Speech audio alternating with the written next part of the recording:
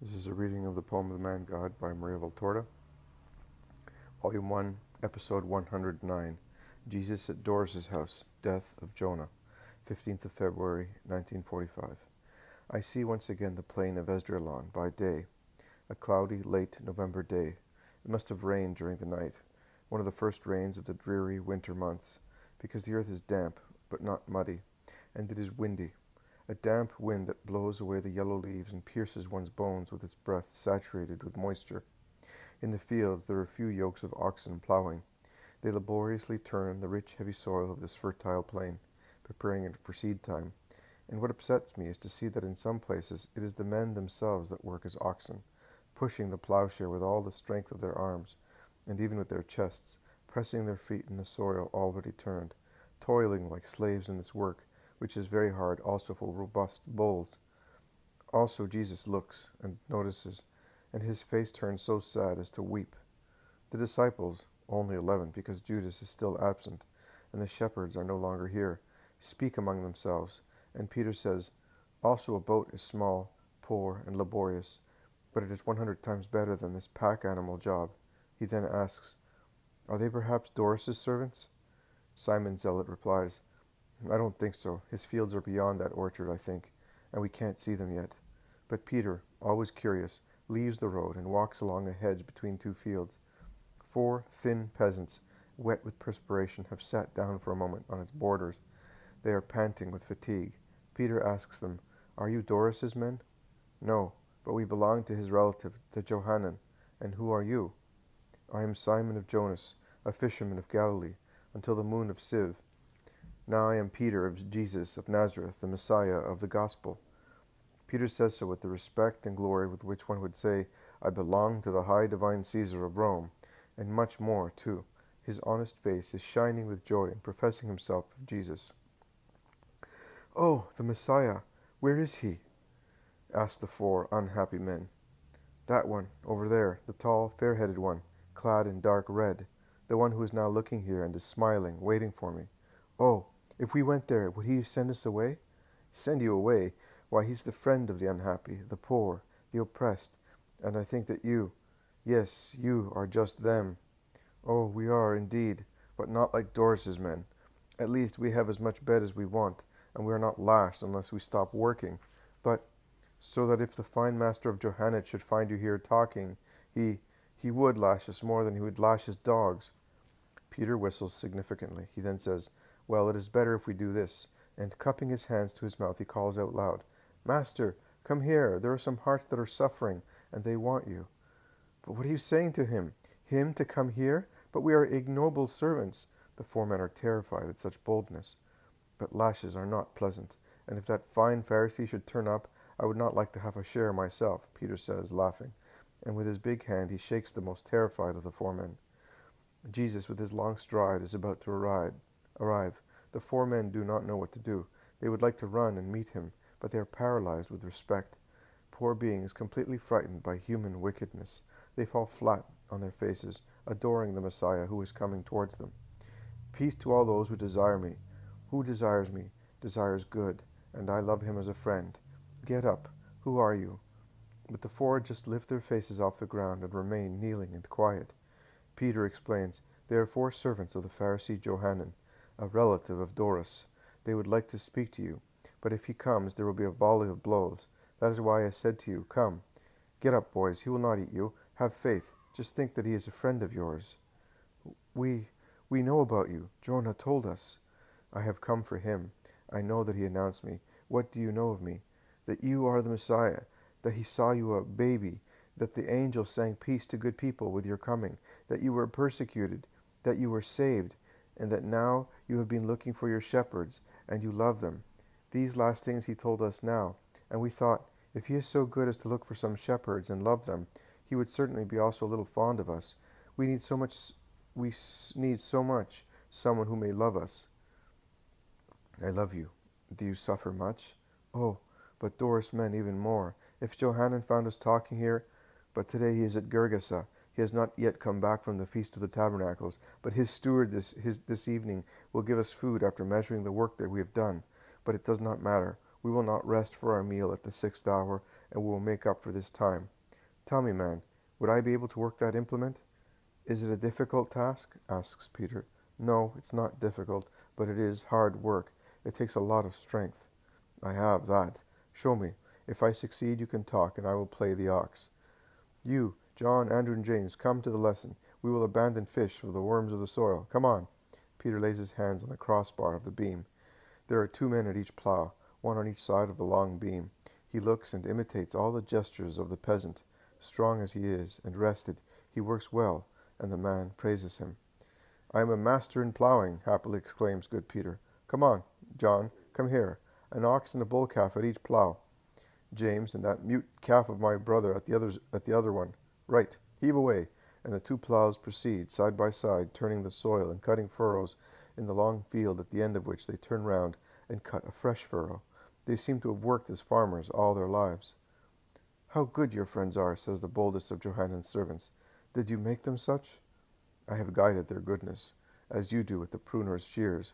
Goodness was already in them. It now blossoms well because there is who takes care of it. They are also humble. They are your friends, and yet they are serving us, poor servants like that. Only those who love humility, meekness, continence, honesty, and love above all, can stay with me, because who loves God and his neighbor possesses in consequence all virtues and gains heaven. Shall we be able to gain it too? We who have no time to pray, to go to the temple, not even to raise our heads off the furrows? Tell me, do you hate him who deals with you so hard? Is there in you rebellion and reproach to God for putting you amongst the lowest of the earth? "Oh, no, master, it is our fate. But when tired, we throw ourselves on our pallets. We say, 'Well, the God of Abraham knows that we are so exhausted that we are not able to say more than, "Blessed be the Lord." And we also say, "Also today we have lived without sinning." You know, we could also cheat a little and eat a fruit with our bread, or pour some oil onto the boiled vegetables. But the master said, bread and vegetables are sufficient for servants, and at harvest time a little vinegar in the water to quench their thirst and give them strength. And we do that. After all, we could be worse off. And I solemnly tell you that the God of Abraham smiles at your hearts, whilst he turns a severe face towards those who insult him in the temple with false prayers, while they do not love their fellows. Oh, but they love people like themselves. At least, it looks as if they do, because they respect one another with gifts and bows and bows. It is for us that they have no love, but we are different from them, and it is fair. No, it is not fair. It is not fair in my Father's kingdom, but different will be the way of judging. Not the rich and the mighty ones as such will receive honors, but only those who have always loved God, loving him above themselves and above everything else, such as money, power, women, a bountiful table, and loving their fellow man, that is, all men, both rich and poor, well-known and unknown, learned and without culture, good and bad. Yes, you must love also bad people, not because of their wickedness, but out of pity for their souls, which they wound to death. It is necessary to love them, imploring the Celestial Father to cure them and redeem them.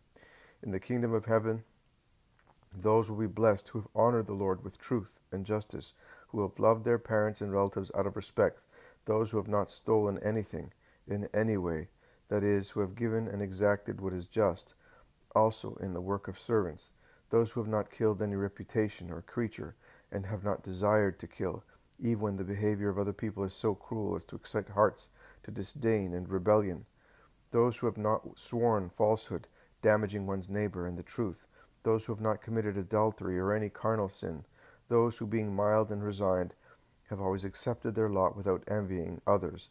Of those is the kingdom of heaven, and also a beggar can be a happy king up there, whereas a tetrarch with all his power will be less than nothing, nay, more than nothing. He will be a prey to mammon, if he has sinned against the eternal law of the Decalogue. The men listen to him, gaping. Near Jesus there are Bartholomew, Matthew, Simon, Philip, Thomas, James, and Judas of Alphaeus. The other 4 continue working, red in their faces and hot, but cheerful. Peter is quite enough to keep them all merry. Oh, how right Jonah was in calling you holy. Everything is holy in you, your words, your look, your smile. We have never felt our souls thus. Have you not seen Jonah for a long time? since he has been ill. Ill? Yes, master. He cannot stand it any more. He was already dragging himself along before, but after the summer work and the vintage, he is unable to stand up, and yet that makes him work. Oh, you say that we must love everybody, but it is very difficult to love hyenas, and Doras is worse than a hyena. Jonah loves him.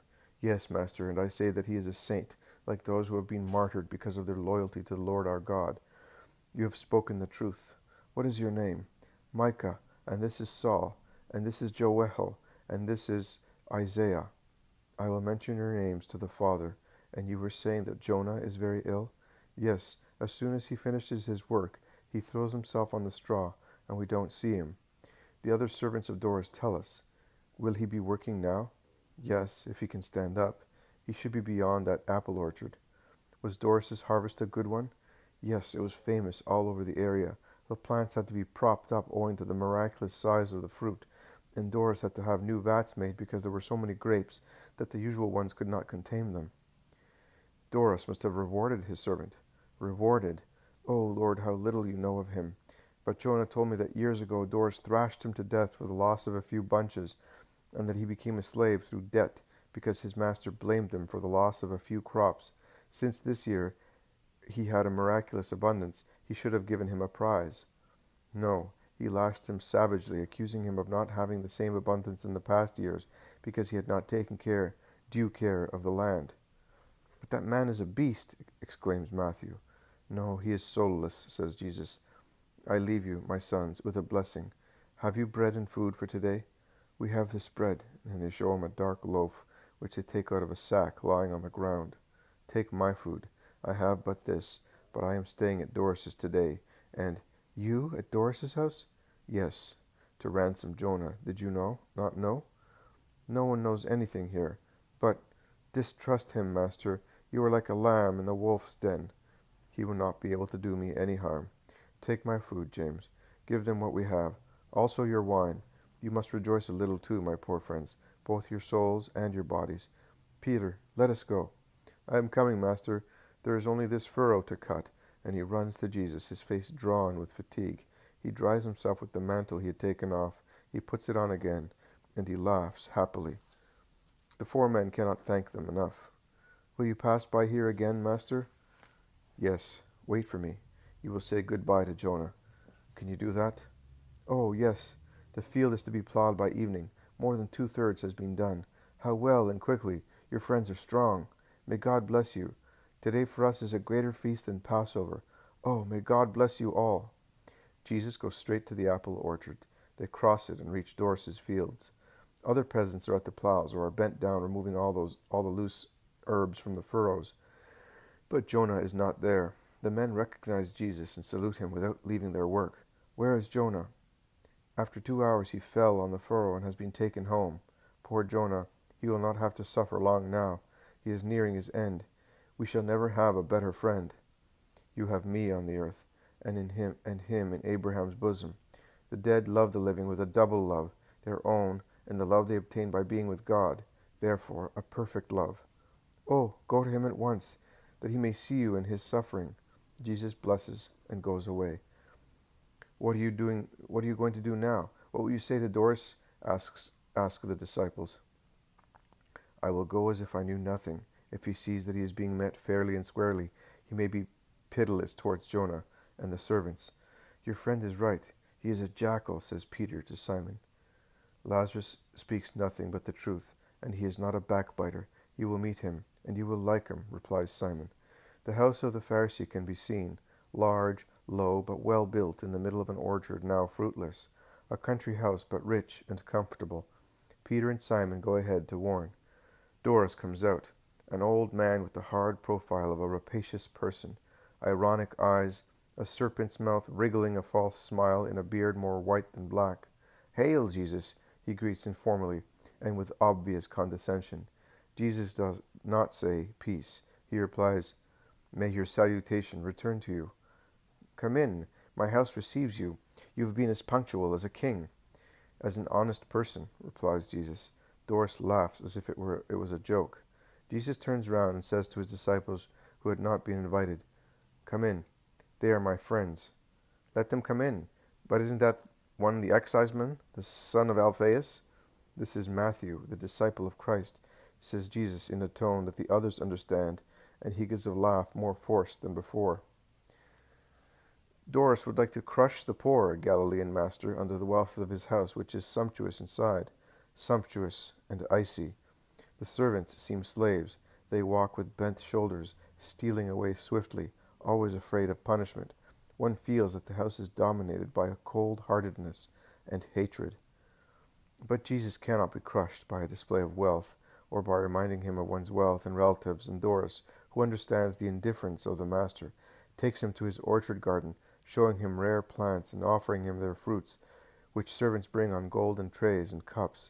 Jesus enjoys and praises the delicious fruit, partly preserved as a julep, and they are beautiful peaches, partly in their natural state, and they are pears of a rare size.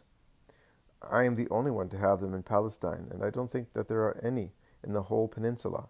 I sent for them to Persia, and even farther away. The caravan cost me as much as a talent, but not even the tetrarchs have such fruits. Perhaps not even Caesar has them.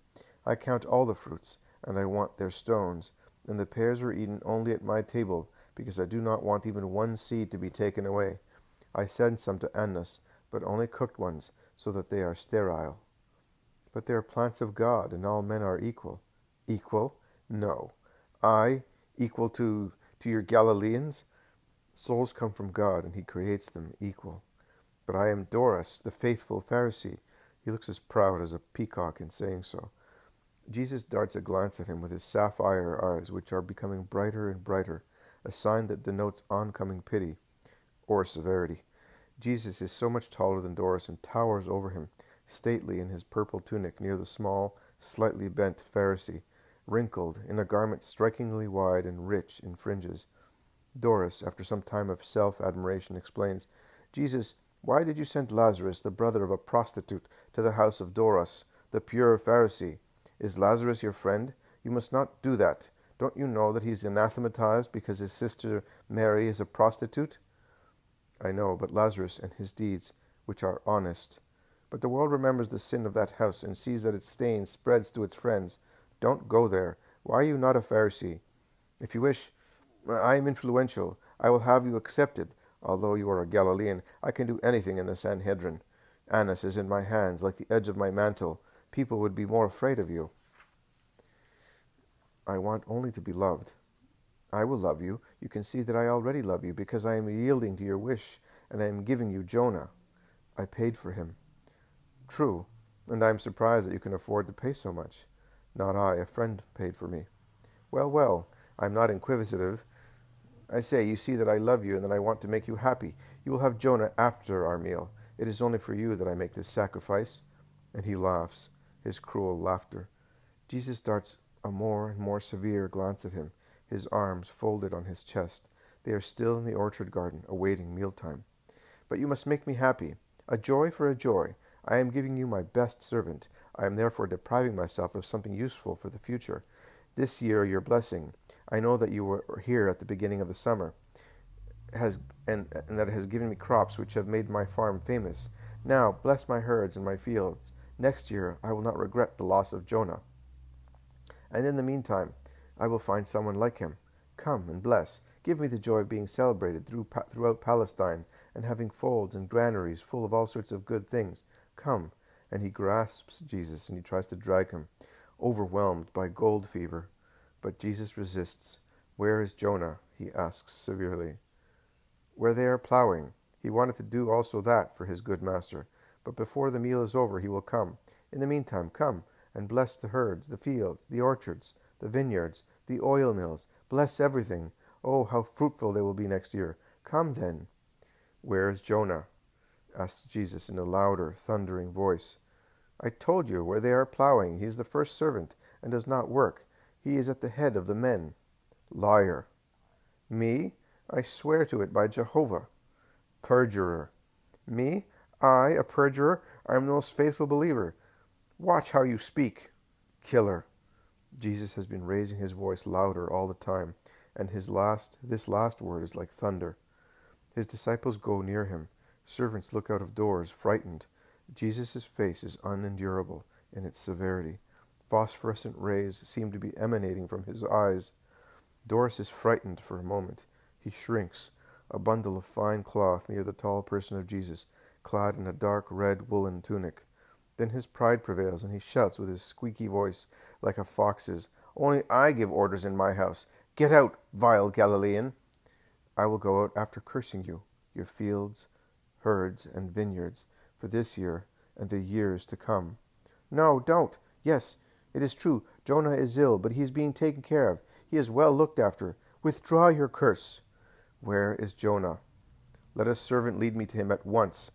I paid for him, and since he is a piece of merchandise, a machine for you, I consider him as such, and since I purchased him, I want him."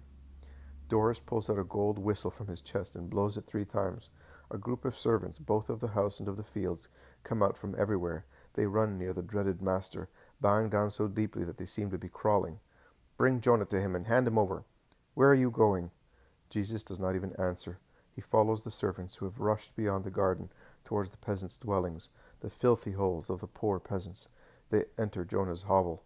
He is only skin and bones now, and is panting, half naked because of a high temperature, on a cane mat, where the mattress is a patched-up garment, and the blanket an even more worn-out mantle. The same woman as last time is looking after him, as best she can. "Jonah, my friend, I have come to take you away." "You? My Lord, I am dying, but I am happy to have you here." "My faithful friend, you are now free, and you will not die here. I am taking you to my house." "Free? Why? To your house?" "Oh, yes. You did promise me that I would see your mother." Jesus is most loving, bending over the miserable bed of the unhappy man, and Jonah seems to be recovering on account of his joy. "Peter, you are strong. Lift up Jonah, and you, give your mantles. This bed is too hard for one in his state." The disciples take off their mantles at once. They fold them several times and lay them on the mat, using some as a pillow. Peter lays down his load of bones, and Jesus covers him with his own mantle. "Peter, have you got any money?" "Yes, Master. I have 40 coins. "Good. Let us go." "Cheer up, Jonah. A little more trouble, and then there'll be so much peace in my house, near Mary." "Mary? Yes. Oh, your house." In his extreme weakness, poor Jonah weeps. He can but weep. "Goodbye, woman. The Lord will bless you for your mercy." "Goodbye, Lord." "Goodbye, Jonah. Pray for me." The young woman is weeping. When they are at the door, Doras appears. Jonah makes a gesture of fear and covers his face, but Jesus lays a hand on his head and goes out beside him, more stern than a judge. The unhappy procession goes out into the rustic yard and takes the orchard path. "That bed is mine. I told you, the servant, not the bed." Jesus throws the purse at his feet without saying a word. Doras picks up the purse and empties it. 40 coins and 5 didrachmas. It's too little." Jesus looks the greedy, revolting torturer up and down, but does not reply. It is impossible to say what his gesture means. "At least tell me that you are withdrawing the anathema." Jesus crushes him once again with a glare and a few words. "I entrust you to the God of Sinai," and goes past, upright, beside the rustic litter, which Peter and Andrew are carrying most cautiously. When Doras sees that it is all to no good, that the punishment is certain, he shouts, "We will meet again, Jesus. I will have you in my clutches again. I will fight you to death. You can take that worn-out man. I no longer need him. I will save his burial money. Go away, cursed Satan. I will set the whole Sanhedrin on you. Satan, Satan." Jesus feigns that he does not hear. The disciples are dismayed. Jesus attends only to Jonah. He looks for the smoothest and most sheltered paths until they reach a crossroad near Johannan's fields. The 4 peasants run to say goodbye to their friend who is leaving, and to Jesus who is blessing. But the road from Esdraelon to Nazareth is a long one, and they cannot proceed speedily because of their pitiful load. There is no wagon or cart along the main road. There is nothing. They proceed in silence. Jonah seems to be sleeping, but he holds onto Jesus' hand. Towards evening, a military Roman wagon catches up with them. "In the name of God, stop," says Jesus, lifting his arm. The 2 soldiers stop. From under the cover pulled over the wagon as it has started raining peeps out a pompous, Non-commissioned officer. What do you want? He asks Jesus. I have a dying friend. I ask you to take him into the wagon. We are not allowed. But get on. We are not dogs either. The litter is lifted into the wagon. Your friend? Who are you? Rabbi Jesus of Nazareth. You? Oh. The non-commissioned officer looks at him curiously. If it is you, then get on as many as you can, but don't let anyone see you. It is an order. But above order, there is also humanity, isn't there? You are good, I know. We soldiers know everything. How do I know? Even stones speak well or evil, and we have ears to listen to them in order to serve Caesar. You are not a false Christ like the others before you, who were agitators and rebels. You are good. Rome knows. This man is very ill. That is why I am taking him to my mother. She won't cure him for long. Give him some wine. It's in that canteen. Aquila, whip the horses. Quintus, give me the ration of honey and butter. It's mine. It will do him good. He has a cough, and honey will help. You are good. No, not quite so bad as many, and I am happy to have you here with me. Remember Publius Quintilianus of the Italica region. I stay at the Caesarea, but I am now going to Ptolemy. Inspection order. You are not my enemy. I am an enemy of bad people, never of good people, and I would like to be good too. Tell me, what doctrine do you preach for us military people? The doctrine is one only, for everybody. Justice, honesty, continence, compassion. One must do one's duty without any abuses. Also, in the hard necessities of the army, one must be human, and one must endeavor to know the truth, that is, God, one and eternal, without which knowledge every action is deprived of grace, and consequently of eternal reward. But when I am dead, what will I do with the good I have done? Who comes to the true God will find that in the next life. Am I going to be born again? Will I become a tribune or even an emperor? No, you will become like God, being united to his eternal beatitude in heaven. What? Me in Olympus, among the gods? There are no gods. There is the true God, the one I preach, the one who hears you and notes your goodness and your desire to know the good. I like that. I did not know that God could be concerned with a poor heathen soldier. He created you, Publius.